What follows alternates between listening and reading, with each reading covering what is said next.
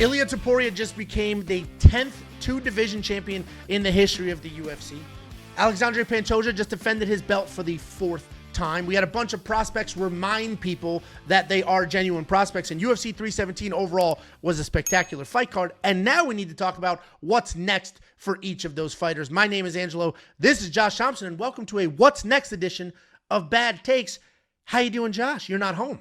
No, I'm not. I'm in New Jersey. I was in Pennsylvania over the weekend where my boy was playing lacrosse. And, man, he found out what East Coast lacrosse was all about. It was not a pretty sight for them. So. Rich Long Island kids dominate lacrosse. They had a rough go. They ended up finishing the weekend on a 2-game win skid, but it was that first day was a little rough. They had 3 games that day, and they lost every game by a close 2-goal margin or 1-goal margin. And so it just deflated them.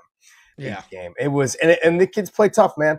You know, I said these East Coast kids, there was no ground ball that was not going to be fought for. Whereas, you know, you've got to fight hard for every single ground ball, and if you don't, guess what? They're going to run it down and get the goal. So it was a good learning experience for them. I was watching a Gino Auriemma speech, and he says, if you're here at the University of Connecticut and you're playing, I know you know Connecticut, I know. Yeah. If you're here playing for me, he's like, I don't coach effort. He's like, that's a given. And in my mind, I'm thinking that was the speech, you know, with my son. Like, hey, like, I know it wasn't, you know, because, you know, every kid's like, well, you know, like, you know, we just got to do more. And I said, no, son, you got to do more. Lead by example. So, and that's one of those things. It's one of those speeches. But I waited till after the car ride home because every kid, 80% of kids quit their sport on the car ride home. Yeah, just so sitting there already defeated, getting yelled at. Yeah. And just getting torched. But I was like, I didn't say anything. I just said, hey, you know, buddy, proud of you. Great work. You know, it's a little humid today, like, you know, rough go, but it is what it is. You know, I go, let's get some food and, you know, talk about restructuring for tomorrow. And sure enough, great conversation. Good. It was fun, man. We had a great time. It was a learning experience. First time we played on the East Coast. And so East Coast kids are different, you know, because in Texas, the kids are aggressive, but they're all like a 10-year-old is fucking 6'1". So it's like, yeah, they're like, my son just runs around those kids, you know, or he gets knocked down. But here, all the kids are about his size. They're just scrap, dude. They just scrap. And so I was Plus, like, we don't have football in the Northeast like they do in Texas. So all the super athletes are playing football. And yeah. So the Northeast, you have wrestling in the winter, and in the summer you have lacrosse and baseball. Yeah. So it was good experience for the kids, man. They had a good go, and it was fun. They did what they could, and you know, coming up a little bit short on that Saturday was rough. But hey, man, we got some good fights on Saturday night. It felt good to watch some good quality fights. I honestly, just in my mind, okay, as I'm watching this all go down and watching Ilia Topuria get the win over Charles Oliveira and the way that he did it and the calling of it on how it was going to happen all week and, you know, leading up to it and everything like that, we are seeing, I think, this is, maybe I'm wrong. Tell me if I'm wrong. Are we seeing the resurgence now of the sport with the new generation of guys that are coming in? Because you got to think about it, Rand. I'm sitting here going, Ilia Topuria being the new Conor McGregor. And I even have him as a better Conor McGregor. You know, maybe definitely a better, yeah. Maybe not on the mic, but inside the cage, he's a better, well-rounded athlete, a better fighter, all of those things. So that is something that I was thinking. And, you know, and with Charles, you know, kind of the old guy possibly going out, but he's going to stick around and have some great fights, and I have some great matches for him as well. And you got Pantoja, who's basically tapping or knocking on the door of Demetrius Johnson and just the way he's doing it. And then you've got, you know, Kai Kara-France and so forth, Joshua Van, everything. So we'll break it all down. But let me just, like I said, the question was, are we seeing, because there's all this him and haw over the John Jones stuff, the sport is stagnant, it's dead, it's this and that. Just so happens John Jones retires, and all of a sudden we have one of the greatest pay-per-views ever. Yeah. What is your thought? We definitely needed Ilia Topuria to win. I'm not going to say to save the sport because that's wildly dramatic, but we are lacking superstars, and here we go. Here's the next one. And Dana has always said this. Dana, because this isn't the first time that people have been like, we have no superstars. Poatan was one, and he lost. And Dana has always said it figures itself out. Somebody always shines through, and Ilia just did that. So Ilia is going to be a superstar. My wife, for example, we were in Vegas all week. She doesn't really watch a ton. She knows some of the bigger names. We were there all week. As soon as the fight was over, she's like, who won? I was like, Ilia did the little guy. She was like, oh my God. So now she's like, you know, fully invested in that. And Ilia will bring that out of a lot of people. The way he's beating people. He's not as wild as Conor McGregor on the mic, but his confidence is nuts. Like, it is, that dude has so much self-confidence. And they even asked him, I don't remember if it was the post-fight speech or something else. They asked him, do you think you're unbeatable? And he goes, no, I'm very beatable, which is why I work as hard as I do to make sure nobody ever actually beats me. So his confidence is insane. And the question was, you know, we lose John Jones. People talk about the UFC's kind of dead. We don't have any superstars. And then bang, here's Ilia Topuria. All of a sudden we have a superstar. Yeah. He couldn't have filled that void any better and any sooner. Let's just be honest. Like John, to me, John was never a superstar. John is good.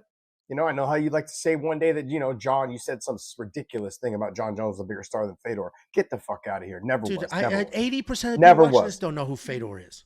That's fine because you kind of kowtow to like the 14-year-olds.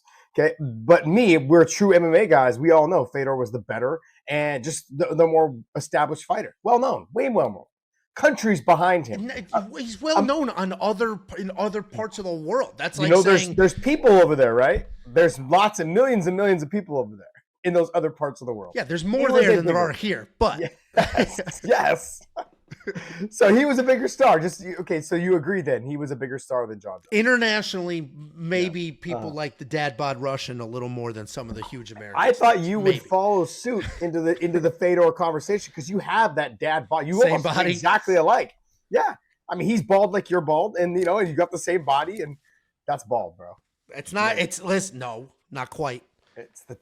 I mean, you know when you adjacent. You know when you've lost that. You've lost the challenge. I have a tumor. I have to get the tumor removed. The tumor.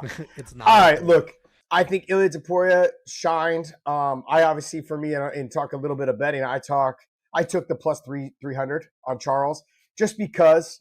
Just let me hear me out for all you nerds. People love chasing plus money, man. Yes, I do. I'm a whore when it comes to that. I'm a whore. So I go chasing. I'm like, I was looking at it. I'm like, you cannot go against somebody who has that much experience, who can do it on the ground, can do it on the feet. He has so much. He's fought the world's class, like upper level former champion. I'm like, you can't count him out that much at a plus 300. I had to take it. So it didn't matter though, because the rest of my card fell apart as well, except for Pantoja and Rodriguez. The rest of them, I took all the favorites. They all lost. It was definitely a mixed bag type card. It was a great card. It was a ton of fun. I was worried because the undercard was so good. And when I say good, obviously we had a lot of finishes.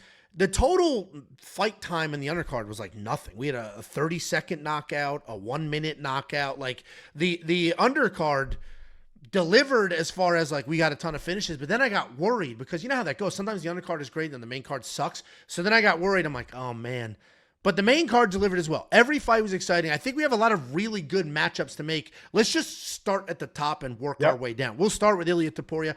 Obviously, there's a couple of paths here, so give me a second. I'm going to walk through the paths and what I think they should do, but also what is the right thing to do. So obviously, if we're talking about Ilia Topuria, they brought in Paddy Pimblett. He said there's I forget what he called Armin. He made fun of Armin. He made fun of Paddy.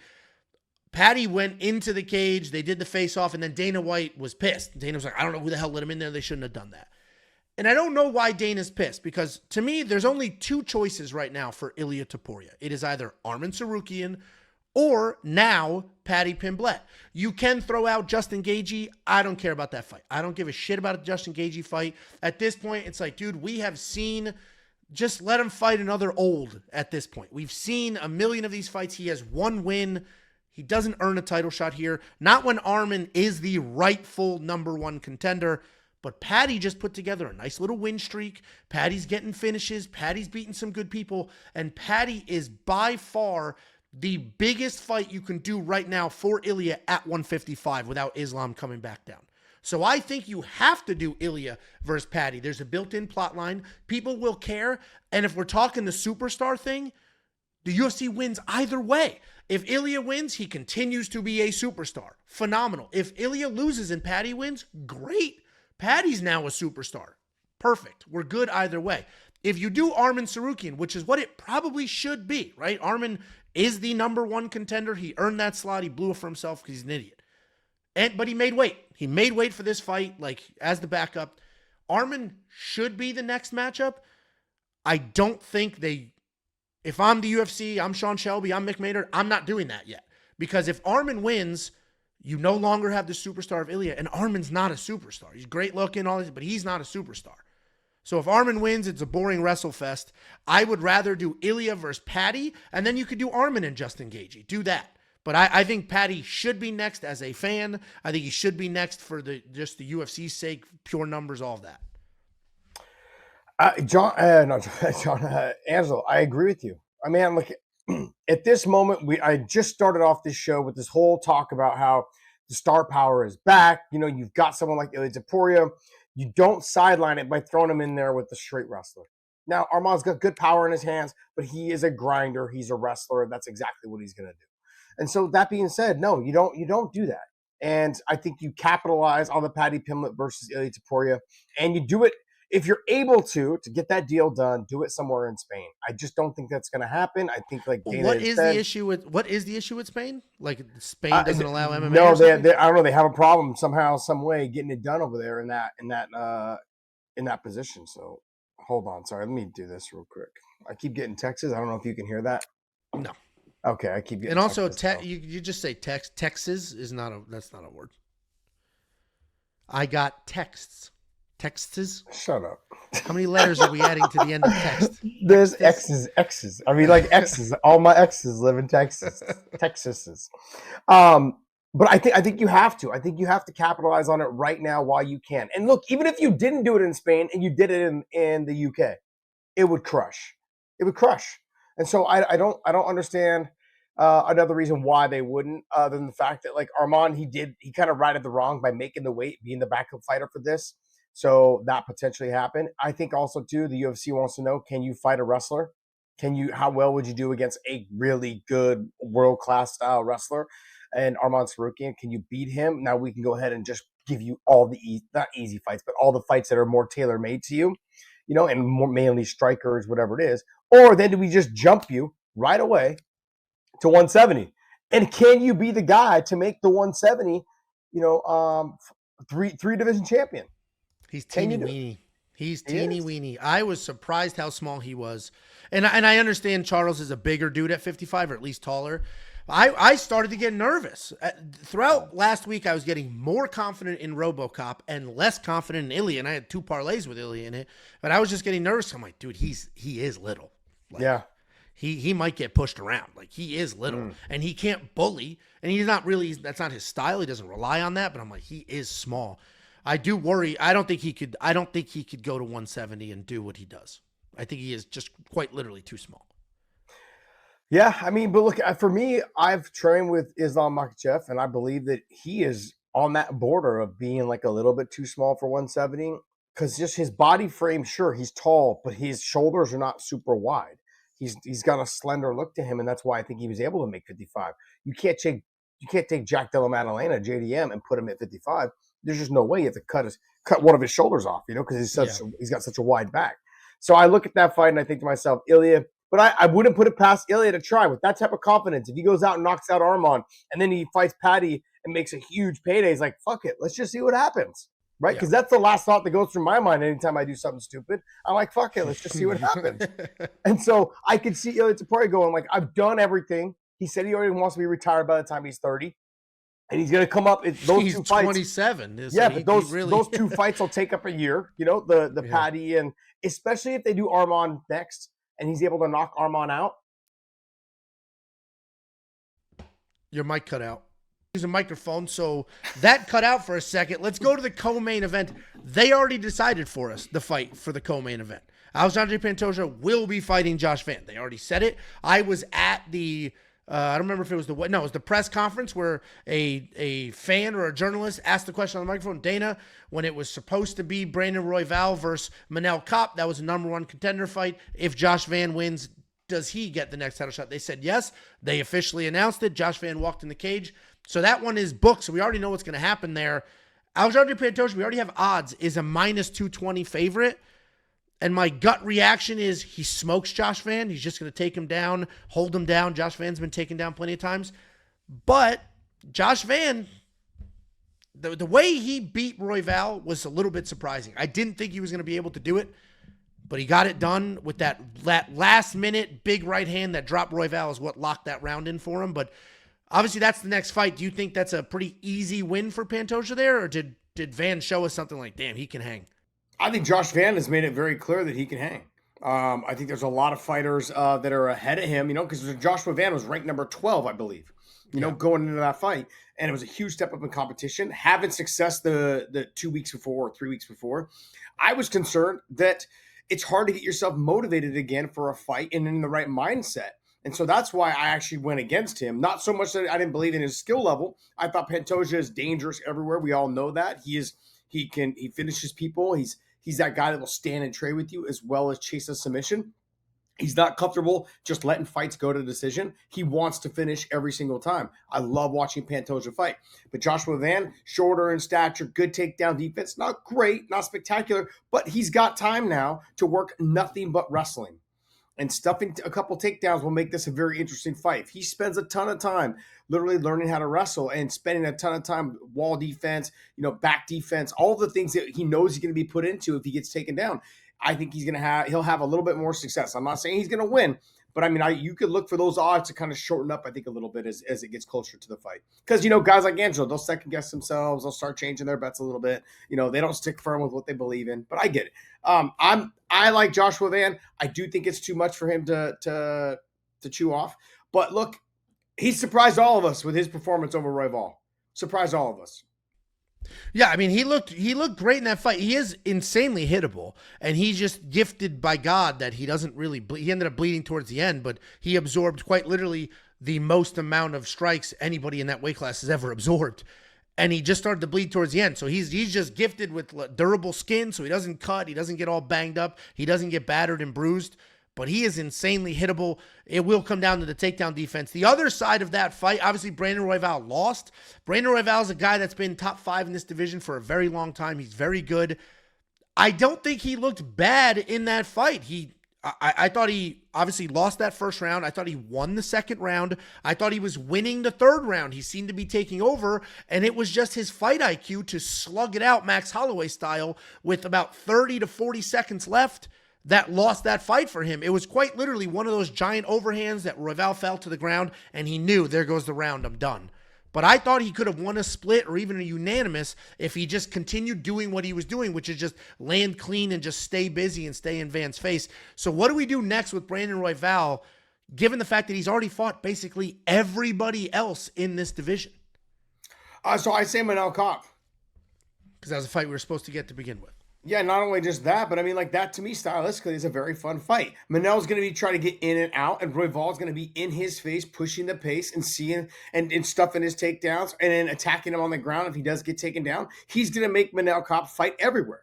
And like, not a lot of guys are willing to do that. They're not willing to take the chance like Royval did against Joshua Van. They're not willing to take the chance and put that pressure and land strikes and put themselves in jeopardy to get the win. That's what I love about him. And I think, look, there was talk about Manel Kape getting a title shot. Well, like, Royval fought. Yeah. Royval is a stud. And look, he left it all out there. I think UFC does him a solid and says, hey, you fight Kape because Kape will probably be next after Van. So why don't we get you a fight? This puts you right back into the conversation. And they understand. We're paying you a lot of money, bonused you up. We're going to give you, give you fight of the night bonus. We paid you your win money. All those things. We loved what you did. We want to thank you so much for doing that. We're going to give you Kape. You beat Kape. That puts you right back at number 1, number 2. Let's go ahead and get you back towards a title shot. That's the way. Scott Coker used to say this all the time. All I can do is put the best fights together, and then when they deliver, I reward them. That's it. Yeah. That's how it comes. And I think Dana White has a very similar mentality in terms of like, hey, you do me a solid, you fight your ass off, you let it all hang out. Those guys have continuously been rewarded. Justin Gaethje's, Dustin Poirier's, they continually get rewarded because they fight their asses off. And Royval did that. I look for him. For me, I look at Royval, I say he fights Manel Kape. Pantoja is going to fight Van. What do you do with Kai Asakura?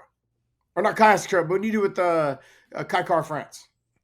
I mean, he's another one. He's fought basically everybody already. So it's a tricky situation. You could do him versus Manel Kopp and then Royval versus somebody else, but I do like what you're going with Royval and Kopp because they quite literally were supposed to fight on this card. So just let them fight. I think you take Kai and have him fight Kai. Do Kai Asakura versus Kai Kara-France. They're both coming off losses. They're both exciting strikers. So let them get after it. Let them just be fun strikers. Kai doesn't have to worry about getting taken down, and Kai doesn't have to worry about getting taken down. They will both just strike and have some fun. So I think you do that fight. And if Kai Asakura is able to knock out Kai Kara-France, then we have some fresh blood. Like, okay, he came in, his UFC debut was a title fight. But now look what he actually can do against some of the top guys in the division. He actually is that good. So I think you do Kai versus Kai. Yeah, look, and then the fear, I think, when you fight Pantoja is being taken down and being submitted. That's the fear, right? With Kai Kara-France, there's no fear there. So Kai Asakura can go ahead and let it all hang out. And Kai Kara-France can let it all hang out, too, on the feet.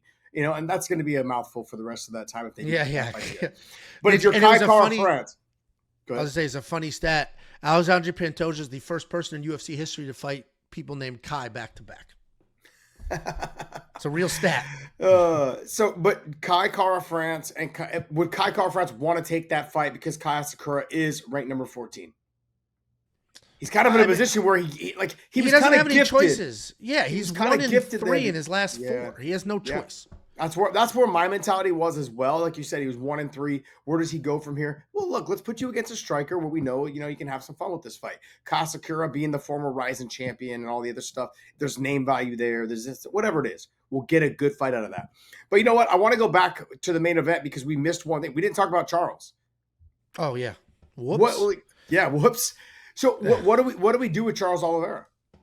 I mean, if we go through his record, he has also fought everybody ever. So now the UFC is at a crossroads where they say, do we get a little more juice out of Charles? Because he is such a wild fan favorite. I was at the weigh-ins. I was at the press conference. He got by far the biggest cheers and yells. His team was. If you showed up wearing anything, like, because his team has the Brazilian color jumpsuits, anybody who walked in the room wearing that jumpsuit, people were cheering, clapping. People love Charles Oliveira. So the UFC... Typically, at this point, the UFC would say, great, people love him. Let's bury him. Give him every young, up-and-coming prospect and just build them off of Charles's name. I don't think they should do that yet. I think there's still some more juice to squeeze out of him here. I think you just do him versus Money Moicano.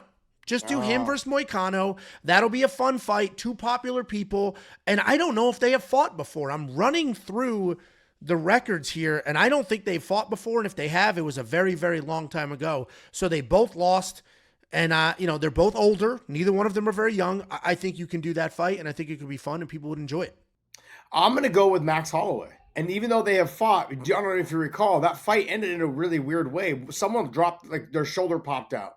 I think it was Charles Oliveira. I think his shoulder had popped out or something along those lines. He couldn't fight. The fight literally was not a fight.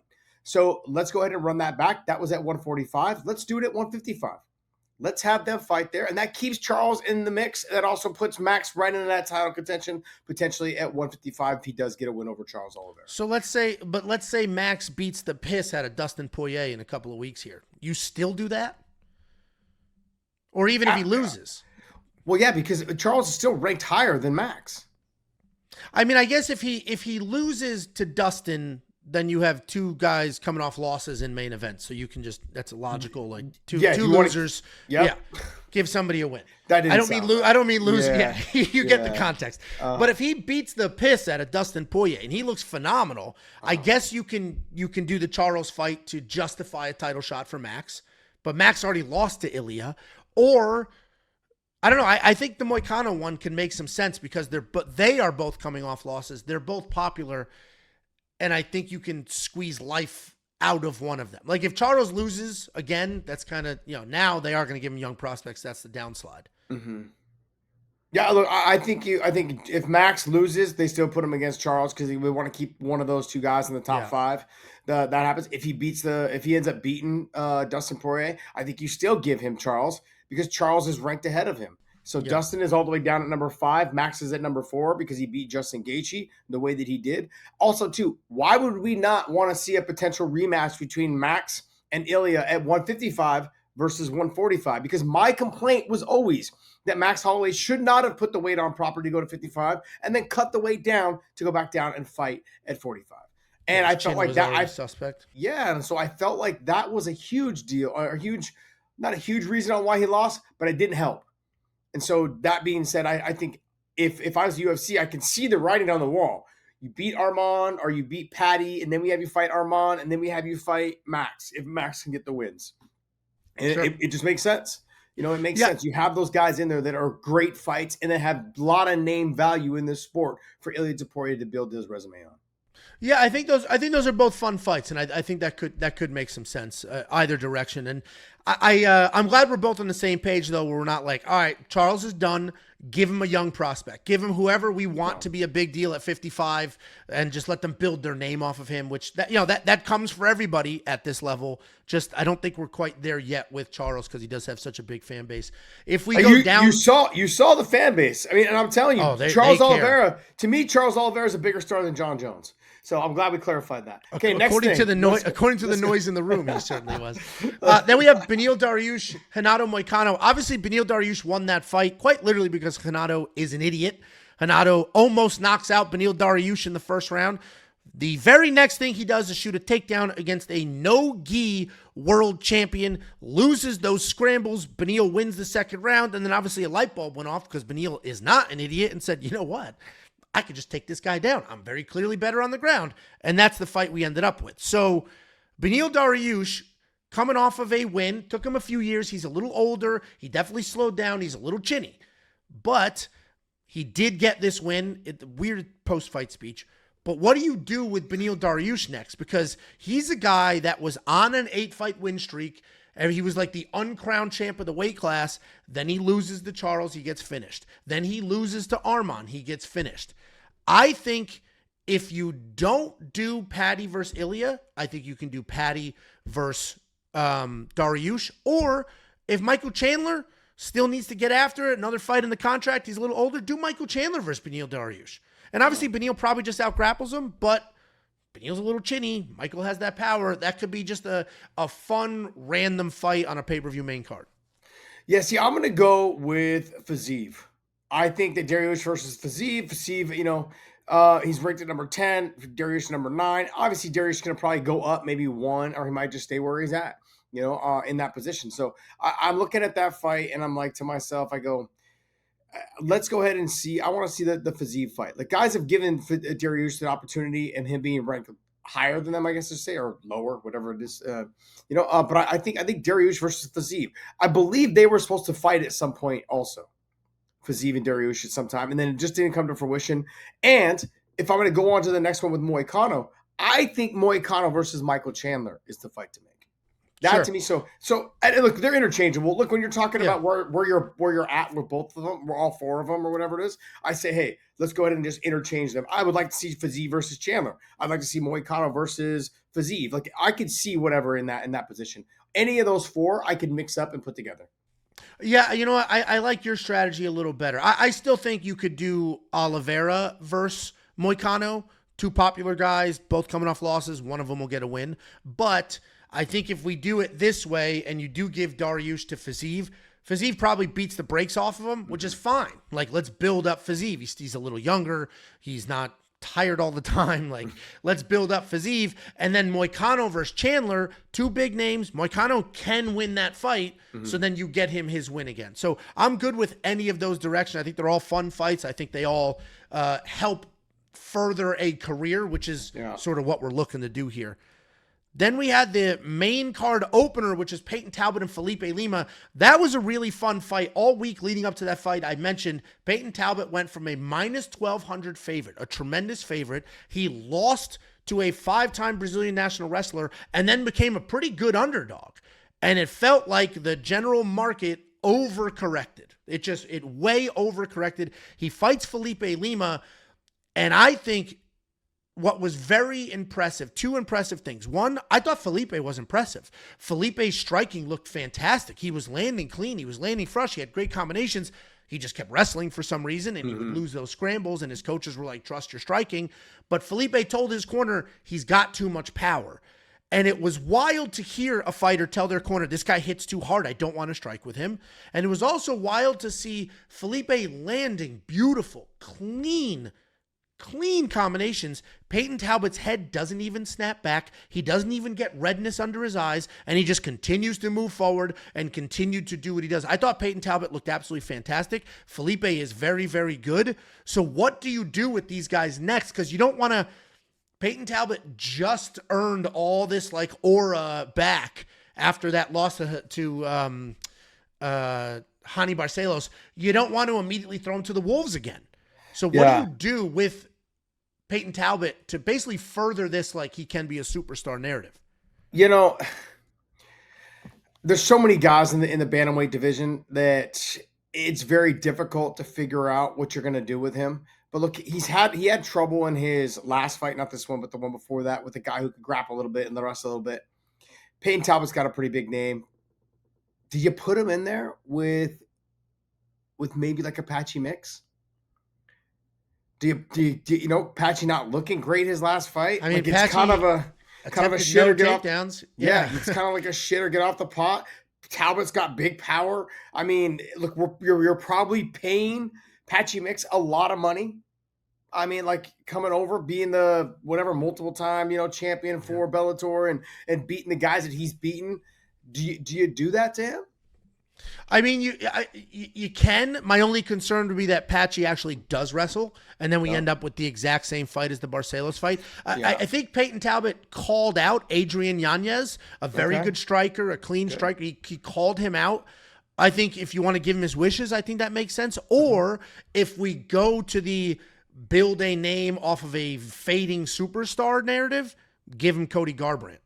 Just let him beat the hell out of Cody Garbrandt. Let him beat Cody Garbrandt, beat a former world champion. Cody at this point, he's an expensive guy that can't find a win. So do that. You spend that money on Cody basically to lose to Peyton to continue building that resume. That's I could see that. I mean, that would honestly, there's a lot of danger there. He could win, The speed and the power are still there for Cody Garbrandt. So there's a lot of danger there. And you don't want him losing. Oh, if he loses to Cody, that's a problem. It's like you should not be losing to Cody. You should not be losing to Cody. Yeah. So I don't know. There might be a little too much risk there. I don't know. I'm not sure. But he is a big 135 pounder. And so I think he'll have the availability to push him around a little bit. And I think that might be I can see why you're doing that. I see why it's a fun fight. You don't have to worry about him wrestling a lot. And I guess you could say that. I like Cody Garbrandt, so I like him a lot. So I know, but he's a guy. You're all about the expense. He's got to be a couple $100,000 a fight. He has to be. What do you do with Lima? Lima's a tough one because I thought he had a great performance. He obviously did not win that fight, but I thought he looked fantastic. And he has the ability to be a really exciting guy. So I don't necessarily want to give him too much too soon. Now he's got 2 losses in a row, and he was on a 14-fight win streak, and he came up short, obviously. I think we got to give him a fight that he can have some success in, like a Victor Henry, somebody like that. Charles Jourdain, that could be a really fun fight. Yeah. Charles is very good, though, so that is a little risky. But I think you give him Julian Erosa. I think you give him one of those guys that is a beatable guy, that his creativity, his energy, his forward pressure can win him a fight. Yeah. Because I do think you want somebody like Felipe Lima on a nice little win streak because he is just so exciting. Yeah, Charles Jourdain sounds like a good fight because the two of them can mix it up. There'll be some little bit of judo, a little bit of wrestling, a little bit of striking. That's a very good fight. Very good fight. Let's go ahead and move into what do you do with RoboCop and what do you do with Jack Hermansson? Jack Hermansson, the fact that they had to give us medical updates every 20 minutes on Jack's state is like, that dude should not fight for a while. Yeah. Like he was, did he go out in a stretcher or he didn't walk out? Did he walk out? I didn't see the end. I didn't either. As soon as the fight ended, it was. Yeah. And they didn't, I think they purposely didn't show what was happening because people were tweeting like that's a problem for him. Yeah. Yeah. So I think Gregory Rodriguez, you do have some choices there because he is a guy that is exciting. He goes out there, he gets big wins. He can wrestle, he can strike. Obviously, for this fight, he chose to take it a little slower. He didn't quite go all out. He even said in the post fight, I'm learning how to measure my gas tank. So I do think you can get him right back in the mix, because Greg Rodriguez is a guy to me that he'll never fight for a title, but he'll always be exciting. He'll always get some good wins. And even if he loses, it doesn't matter. Like it doesn't, I don't think his stock goes up or down. I think it's just like, oh, nice, a RoboCop fight. So I think you can give him a tough fight, and if he loses, it's no big deal. I would give him freaking giant ass Nursultan Ruzaboyev. Give him Nursultan Ruzaboyev. That could be a fun fight. They'll both get after it striking. And, if Gregory wins, he wins. If he loses, who cares? Yeah, I don't know, man. I don't know. I look, there's so many guys for him to fight, but I think, look, RoboCop's kind of in that position where you need to kind of put him into the top 15. Like you're beating all the guys that can potentially come up. Let's go ahead and just put you in. Hermansson Bean was formerly in the rankings. Like you've got to beat guys like that. So let's get you into the rankings.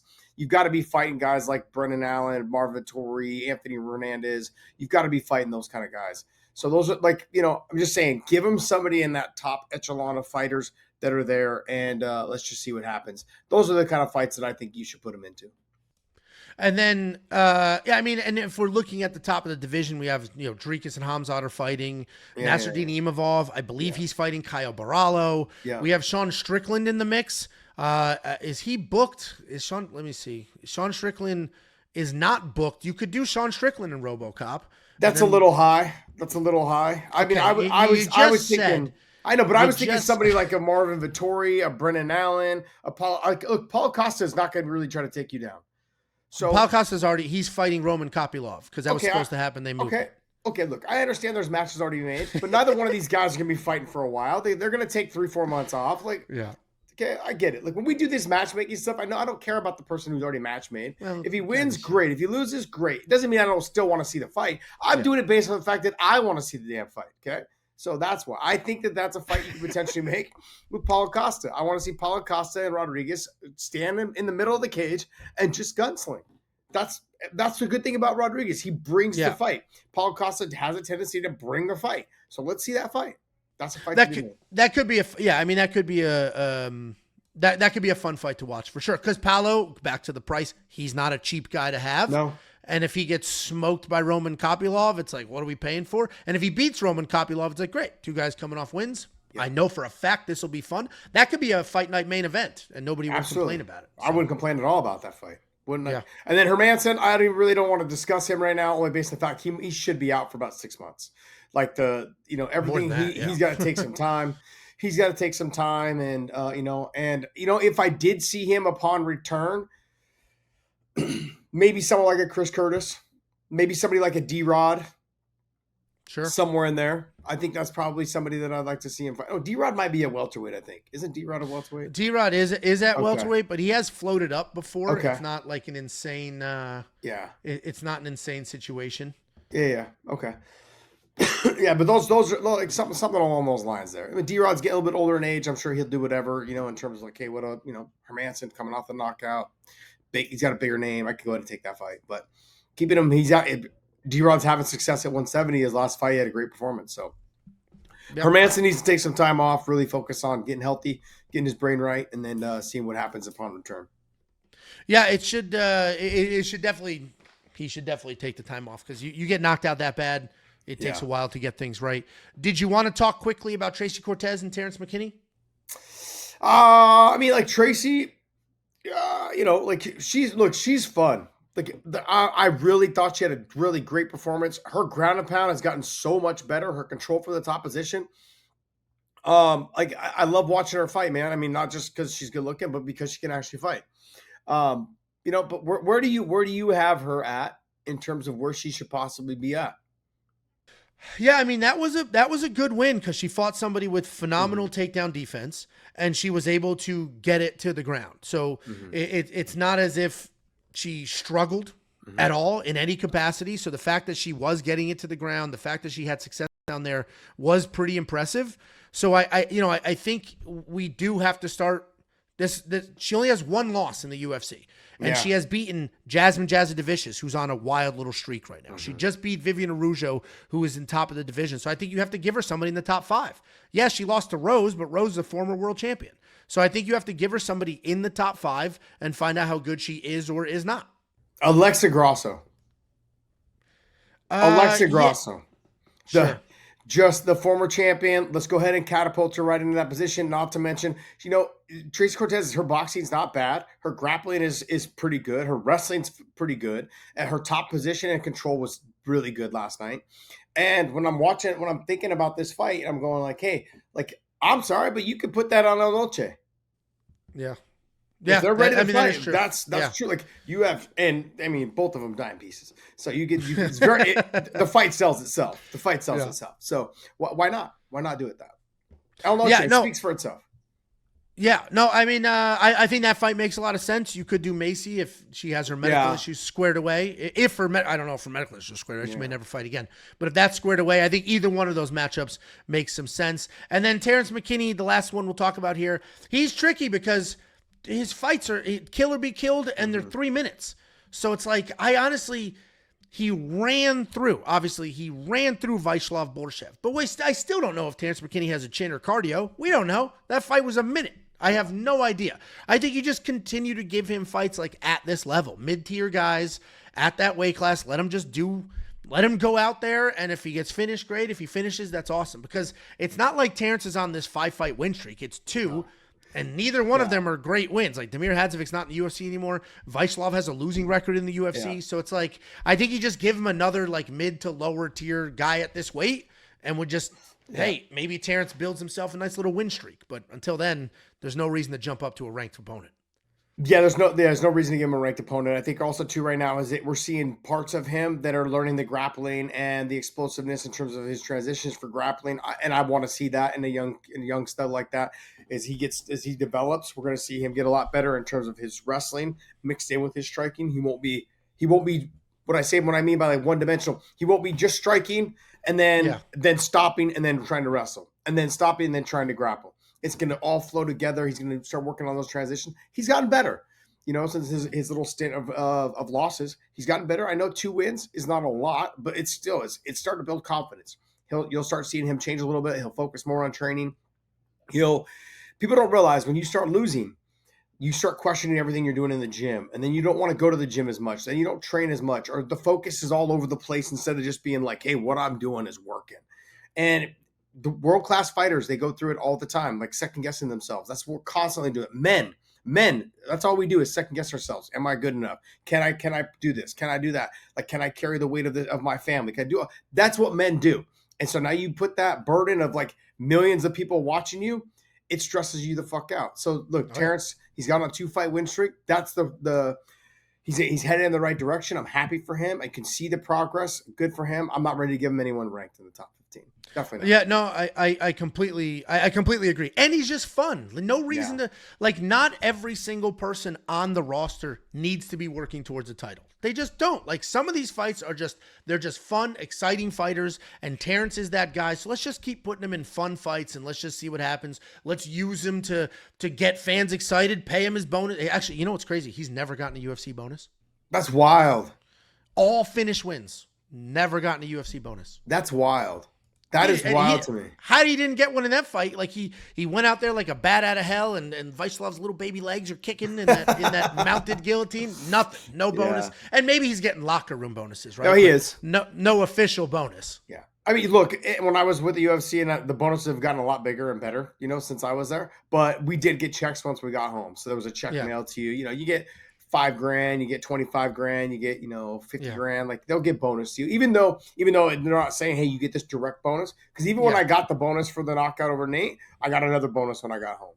And so it ended up adding up a pretty substantial amount. So look, one thing that I can say about the UFC, I know a lot of the money is not shown on paper, but there's money coming in.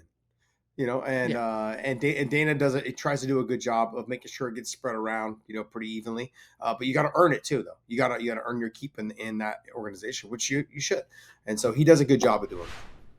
Yeah, well, and complete topic pivot, but the like the whole Ben Askren, his insurance denied the claim for the lung transplant, all of that, and then Jake Paul is like, I'll raise money. Seems like Dana's not going to, and it did seem like the overwhelming majority of people were like, I guarantee Dana's helping this guy out. Absolutely. He's just not talking about it on camera No. because who gives a shit, and he's not looking for random fake clout. He's just helping the guy out. No shit. Fucking Tristan Tate and Andrew Tate were on X saying, "Hey, I need to get in contact with his family. I will go ahead and give him some money to help with the bills."